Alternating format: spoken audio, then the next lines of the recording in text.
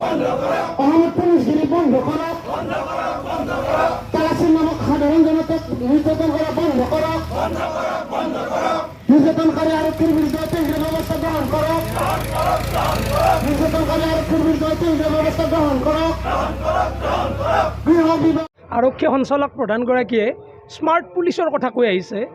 তেনে এক সময়তে কুমৰীঘাটাত এগৰাকী ছাত্ৰ সন্থাৰ নেতাক এই কুমৰীঘাটা আৰক্ষী চকীৰ ভাৰপ্ৰাপ্ত বিষয়াগৰাকীৰ নিৰ্দেশত দুগৰাকী ASA যি শাৰীৰিক আৰু মানসিক নিৰ্যাতন চলাইছে, সেই ঘটনাক আমি তীব্ৰ ভাষাৰে গৰিহণা দিছোঁ। যোৱা 24 জুনতে সংঘটিত হৈছিল এই অমানৱীয় কাৰ্যটি। আচলতে আৰক্ষী জনতাৰ সেৱক, জনতাৰ হিতাৰ্থে, জনহিতাৰ্থে আৰু জনসেৱাৰ্থে বুলি আৰক্ষীৰ যিটো ষ্টেম্প আছে, এই ষ্টেম্পত বা টুপিত লিখাই থাকে। কিন্তু বাস্তৱত কি দেখা গৈছে? স্মাৰ্ট অসম আৰক্ষীৰ কথা বাৰে বাৰে কৈ থকা অসমৰ মাননীয় মুখ্যমন্ত্ৰী আৰু আৰক্ষী সঞ্চালক প্ৰধানে যে স্মাৰ্ট আৰক্ষীৰ কথা কয়, সেই স্মাৰ্ট আৰক্ষীৰ ব্যৱহাৰটো অসমৰ ৰাইজে কেতিয়াও স্মাৰ্ট বিৰোধী হোৱাটো কেতিয়াও নিবিচাৰে।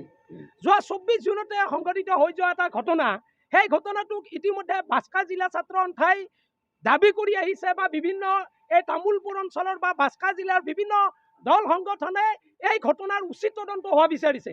কিন্তু আজি পৰ্যন্ত বাস্কা জিলাৰ SP গৰাকীয়ে হওক বা অসম চৰকাৰৰ গৃহ বিভাগে কোনো ধৰণৰ এটা ব্যৱস্থা গ্ৰহণ নকৰিলে, যাৰ ফলত আজি ইয়াত অৱস্থান ধৰ্মঘট কাৰ্যসূচী ৰূপায়ণ কৰিবলগীয়া হৈছে ছাত্ৰ সন্থা আৰু বিভিন্ন দল সংগঠন লগ লাগি। আজিৰ এই অৱস্থান ধৰ্মঘট কাৰ্যসূচীৰ জৰিয়তে আমি অসম চৰকাৰৰ আৰক্ষী বিভাগক তথা গৃহ বিভাগক এটা কথা স্পষ্টভাৱে ক'ব বিচাৰিছোঁ যে আৰক্ষী জনতাৰ সঁচা অৰ্থত সেৱা হওক। যি সময়ত স্মাৰ্ট পুলিচৰ কথা কোৱা হৈছে, এই স্মাৰ্ট পুলিচৰ অস্মাৰ্ট যিটো আচৰণ, অৰ্থাৎ জনসাধাৰণৰ হিতৰ বিপৰীতে যি অহিত কাম কৰি আছে, বিভিন্ন সময়ত আমি প্ৰচাৰ মাধ্যমত দেখিছোঁ যে অসম আৰক্ষীয়ে এতিয়া বিভিন্ন সময়ত তেওঁলোকে আইন ব্যৱস্থাটো নিজৰ হাতত তুলি লৈছে। এটা হিটলাৰী আদব কায়দাৰে অসম পুলিচে অসমৰ জনসাধাৰণক বিভিন্ন সময়ত নিৰপৰাধী জনসাধাৰণকো তেওঁলোকে বিভিন্ন সময়ত দমন কৰি আহিছে। গতিকে এইগৰাকী ছাত্ৰ নেতাৰ কি অপৰাধ আছিলে? এইগৰাকী ছাত্ৰ নেতাই আমাৰ কাৰ্যালয়ৰ পৰা কুমাৰীঘাটা অভিমুখে আহি থকা সময়ছোৱাত হঠাৎ এটা ডাঙৰ অপৰাধীক যেনেকৈ পিছা কৰে, তেনেকৈ পিছা কৰি কোনো সোধপোছ নোহোৱাকৈ শাৰীৰিক আৰু মানসিকভাৱে নিৰ্যাতন কৰে। আৰু তাতকৈ আটাইতকৈ অতি লজ্জাজনক বিষয়, স্মাৰ্ট আৰক্ষীৰ এয়া আচৰণ পৰিস্ফুট হৈছে যে এইগৰাকী ল'ৰাই নিজেই পৰিচয় দিয়াৰ পিছতো তেওঁক চিকিৎসালয়ত নি মদ্যপান কৰিছেনে নাই তাৰ পৰীক্ষা কৰা হৈছে। মানুহৰ সন্মান মান এইবিলাকক অসম আৰক্ষীয়ে বুজি নাপায়, জনতাৰ মান সন্মানক অসম আৰক্ষীয়ে বুজি নাপায়। আৰু এই চিকিৎসালয়ত নিয়াৰ পিছত ডক্টৰে যেতিয়া কোনো ধৰণৰ পজিটিভ ৰিপৰ্ট দিয়া নাই, তেতিয়া আকৌ এই চিকিৎসালয়ত আকৌ প্ৰেছাৰ দিছে আৰক্ষীয়ে। এই কথা কিন্তু কোনো কাৰণত আমি ছাত্ৰ সন্থাই সহ্য নকৰোঁ। আৰু অতি শীঘ্ৰে ছাত্ৰ আজি সদৌ বাস্কা জিলা ছাত্ৰ সন্থাই কুমৰীঘাটা আঞ্চলিক ছাত্ৰ সন্থাৰ উদ্যোগত বিভিন্ন ছাত্ৰ সংগঠনৰ লগত সহযোগত আমি বাস্কা জিলা ছাত্ৰ সন্থাই যোৱা 24 তাৰিখৰ যিটো ঘটনা, আজি 8 দিন হ'ল। 8 দিন হোৱাৰ পিছতো ইয়াত কোনো ফলপ্ৰসূ এটা সিদ্ধান্ত হোৱা নাই বা ইয়াত কোনো ধৰণৰ ব্যৱস্থা গ্ৰহণ কৰা নাই। আৰু আমি 24 ঘণ্টা টাইম দিছিলোঁ। এই 24 ঘণ্টা টাইমত উকলি যোৱাৰ পিছতো আমি ধৈৰ্য সহকাৰে গণতান্ত্ৰিকভাৱে আমি আচলতে আছোঁ, নৈতিকভাৱে আমি ধৈৰ্য সহকাৰে আমি আন্দোলনটো কৰা নাছিলোঁ। আৰু আজি আমি 2 তাৰিখে কুমৰীঘাটা আঞ্চলিক ছাত্ৰ সন্থাৰ উদ্যোগত বিভিন্ন ছাত্ৰ সংগঠনৰ সহযোগত কুমৰীঘাটাৰ আৰক্ষী চকীৰ ভাৰপ্ৰাপ্ত বিষয়া প্ৰাঞ্জল বৰুৱা আৰু SI কুলিন কলিতাই যিটো ঘটনা ঘটিলে, ৰাতি যিটো ঘটনা অভদ্ৰামী কৰিলে, এই অভদ্ৰামী কৰাৰ পিছতো আমি পিছৰ দিনা 25 তাৰিখে আমি SP এডিশ্যনেল SP সকলৰ লগত আলোচনা বিলোচনা কৰি স্মাৰক পত্ৰ প্ৰদান কৰিছিলোঁ। এই আলোচনাৰ পিছতো আজিলৈকে 8 দিন হোৱাৰ পিছত কোনো সিদ্ধান্ত গ্ৰহণ বা ইয়াত কোনো ৰিজাল্ট নাই। ৰিজাল্ট নোহোৱাৰ পিছত আমি আঞ্চলিক ছাত্ৰ সন্থাৰ সহযোগত জিলা ছাত্ৰ সন্থাই বিভিন্ন সংগঠনে ঐক্যবদ্ধভাৱে কুমৰীঘাটা ৰাইজৰ সহযোগত, মহিলা সমিতিৰ সহযোগত আমি আন্দোলনটো ধাৰাবাহিকভাৱে গ্ৰহণ কৰিছোঁ। আৰু পৰৱৰ্তী সময়তো এই আন্দোলনটো অব্যাহত থাকিব। যেতিয়ালৈকে প্ৰাঞ্জল বৰুৱা আৰু পুলিন কলিতাৰ ওপৰত ব্যৱস্থা গ্ৰহণ নকৰে, তেতিয়ালৈকে সদৌ বাস্কা জিলা ছাত্ৰ সন্থা ইয়াৰ বিভিন্ন দল সংগঠনে ইয়াত আমি শান্তভাৱে নাথাকোঁ।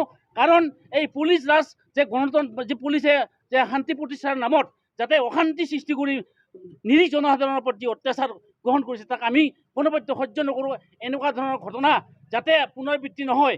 আৰু আমি SP আৰু এডিশ্যনেল SPক আমি ক'ব বিচাৰিছোঁ যে সময় থাকোঁতে এই দুয়োগৰাকী ব্যক্তিৰ ওপৰত সিদ্ধান্ত গ্ৰহণ কৰক, ইয়াত ব্যৱস্থা গ্ৰহণ কৰক। অন্যথা সদৌ বাস্কাৰ জিলা ছাত্ৰ সন্থাই বিভিন্ন সংগঠনে সমগ্ৰ তামোলপুৰ জিলাৰ বিভিন্ন নাগৰিকক লৈ ইয়াতকৈ জংগী আন্দোলন গ্ৰহণ কৰিব। ইতিমধ্যে আমি বাস্কাৰ জিলা ছাত্ৰ সন্থাই বিভিন্ন সময়ত আমি কাৰ্যজন গ্ৰহণৰ সিদ্ধান্ত গ্ৰহণ কৰিছোঁ। ইতিমধ্যে আমাৰ আঞ্চলিকে মুখত ক'লা কাপোৰ পিন্ধি ইয়াত আমাৰ কাৰ্যসূচী গ্ৰহণ ইতিমধ্যে সিদ্ধান্ত গ্ৰহণ হৈছে আৰু অহা 7 তাৰিখে জিলা ছাত্ৰ সন্থা কাৰ্যনিৰ্বাহকে ইয়াত সিদ্ধান্ত গ্ৰহণ হ'ব। যেতিয়ালৈকে পুলিন কলিতা আৰু প্ৰাঞ্জলবোৰৰ ওপৰত ব্যৱস্থা গ্ৰহণ নকৰে তেতিয়ালৈকে আমি ছাত্ৰ সন্থাই বা বিভিন্ন সংগঠনে শান্ত নাথাকোঁ, এই কথা স্পষ্ট। আৰু পুলিচে শান্তিৰ নামত অশান্তি সৃষ্টি কৰা কাৰ্যক আমি ধিক্কাৰ দিছোঁ। ইতিমধ্যে আমি সদম ছাত্ৰ সন্থাৰ লগতে এই বিষয়টোত আলোচনা বিলোচনা কৰিছোঁ। পৰৱৰ্তী সময়ত যদি আজিৰ ভিতৰত যদি কোনো ধৰণৰ সিদ্ধান্ত গ্ৰহণ নকৰে আৰক্ষী বিষয়া অধীক্ষক SP আৰু এডিশ্যনেল SPক ইতিমধ্যে দায়িত্ব দিছিল। এই দায়িত্ব মানে নাজানো কি কাৰণত আজি তেওঁ কৈছিল যে কম দিনৰ ভিতৰত এটা ইয়াত মানে সিদ্ধান্ত গ্ৰহণ হ'ব, কিন্তু আমি দেখিছোঁ ইয়াত কোনো ধৰণৰ উত্তৰ নাই। আমি এই উত্তৰ নোহোৱাৰ কাৰণে আজি ছাত্ৰ সন্থাই বিভিন্ন সংগঠনৰ লগত আলোচনা বিলোচনা কৰি যোৱা 24 তাৰিখে আমাৰ সদৌ অসম ছাত্ৰ সন্থা বাক্সা জিলাৰ ভাৰপ্ৰাপ্ত সাধাৰণ সম্পাদক দুলজিৎ দাসৰ ওপৰত যিটো কুমাৰীঘাটা আৰক্ষী চকীৰ ভাৰপ্ৰাপ্ত আৰক্ষী বিষয়া আৰু তেওঁৰ লগত থকা যিটো বিষয়াসকলে যি ধৰণে তাৰমানে মানসিক আৰু শাৰীৰিক যিটো অত্যাচাৰ চলাইছে, এই ক্ষেত্ৰত আজি যিটো ধৰ্মঘটৰ জৰিয়তে আমি ক'ব বিচাৰিছোঁ যে সদৌ অসম গোৰ্খা ছাত্ৰ সন্থা আমি বাক্সা জিলা সমিতিৰ মজিয়াৰ পৰা আমি এই যিটো বিষয়টোক আমি তীব্ৰ ভাষাৰে আমি গৰিহণা দিছোঁ, নিন্দা কৰিছোঁ।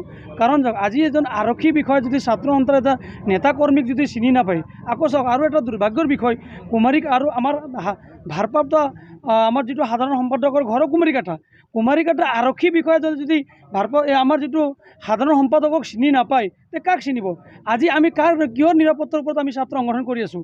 তে আমি দুখৰ বিষয় যে যিটো আজি নহ'ব লগা কথা এটা হ'ল। আমি ভাবোঁ গোৰ্খা ছাত্ৰ সন্থাৰ মজিয়াৰ পৰা অতি শীঘ্ৰে এই কুমাৰীঘাটা আৰক্ষী বিষয়া যিজন বিষয়াই মানে এই যিটো ব্যৱহাৰ কৰিছে ছাত্ৰ সন্থাৰ নেতা কৰ্মীৰ ওপৰত, এইটো গভীৰভাৱে আমি নিন্দা কৰিছোঁ। আৰু অহা কেইদিনৰ ভিতৰত যদি তেখেতৰ ওপৰত যদি কঠোৰভাৱে যদি ব্যৱস্থা নলয়, অহা দিনবোৰত যদি সদৌ অসম ছাত্ৰ সন্থাই যি ধৰণৰ আন্দোলন গঢ়ি তোলে, সেই আন্দোলনত সদৌ অসম গোৰ্খা ছাত্ৰ সন্থাৰ মজিয়াৰ পৰা আমাৰ পূৰ্ণ সমৰ্থন আমাৰ আছে।